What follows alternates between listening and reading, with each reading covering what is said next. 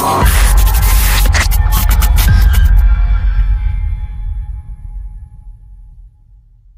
खुलने का पहला दिन था।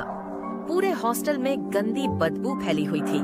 रात को वार्डन आंटी परेशान होकर ग्रुप में चिल्लाईं, किसका टॉयलेट जाम है, तुरंत मिस्त्री को बुलाओ।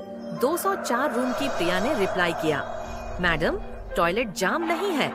मैंने अपनी रूममेट को अलमारी में पूरा समर वेकेशन बंद करके रख दिया था, अब वो सड़ गई है। मैं धीरे धीरे दरवाजे के छिर्री से बाहर झांकने लगा, लेकिन अगले ही पल मेरी रूह कांप गई, क्योंकि छिर्री के उस पार मुझे एक आंख दिखी। हाँ, वार्डन आंटी की आंख, जो उसी छिर्री से झांककर हमें देख रही थी, और उनकी पुतलियां अजीब तरह से हिल रही थीं, जैसे अगले ही पल वो आंख दरवाजे को भेद कर कमरे में घुस आएगी। मैं जोर से चीखने ही वाला था कि सोनिया ने मेरा मुंह कसकर दबा दिया। हम दोनों दरवाजे के पीछे खड़े थे, सांस तक रोक ली थी। काफी देर तक दरवाजा पीटा जाता रहा, फिर आखिरकार ठक ठक बंद हुई और कदमों की आवाज दूर चली गई। लेकिन हमारी धड़कनें अब भी धक धक धक जोर से धड़क रही थी। सोनिया ने फुसफुसाकर कहा, सचिन तुम्हारा किरदार, वार्डन आंटी ने जरूर तुम्हारा पूजा को भेजा मैसेज देख लिया है, इसीलिए वो हमारे रूम तक आ गई। लेकिन आंटी ने पूजा का मोबाइल क्यों लिया? क्या तुम्हें अजीब नहीं लगता? 217 में तो पूजा अकेली ही थी। पूजा के रूम से असामान्य चुप्पी थी। ऐसा लग रहा था जैसे वो अचानक गायब हो गई हो, और ये सन्नाटा तभी से शुरू हुआ था जब वार्डन आंटी उसके कमरे से बाहर गई थी। ये सोचकर मेरे दिल में एक बुरी आशंका घर करने लगी। मैंने पीप होल से 217 की तरफ देखा, लेकिन दरवाजा बंद था, कुछ दिखाई नहीं दे रहा था।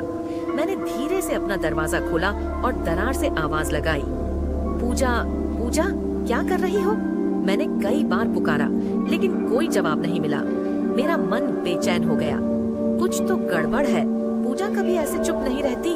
सोनिया ने कहा, चलो खुद देखते हैं। हम 217 के दरवाजे तक पहुँचे। जैसे ही मैंने हाथ लगाया, दरवाजा खुद ब खुद चरमराकर खुल गया। वो आधा खुला हुआ था, अंदर अंधेरा था, खिड़कियां पर्दे से ढकी हुई थीं। मैंने धीरे से पुकारा, पूजा तुम अंदर हो? कोई जवाब नहीं। हम धीरे धीरे कमरे में घुसे। अचानक सोनिया ने नाक सिकोड़ते हुए कहा, ये कैसी बदबू है, बहुत अजीब लग रही है। मैं जवाब देने ही वाला था कि मेरी नजर बिस्तर पर पड़ी। वहाँ एक काली सी परछाई थी। मैंने मोबाइल की टॉर्च जलाई और मेरे पैरों तले जमीन खिसक गई। बिस्तर पर खून से लथपथ पूजा की लाश पड़ी थी। पूजा!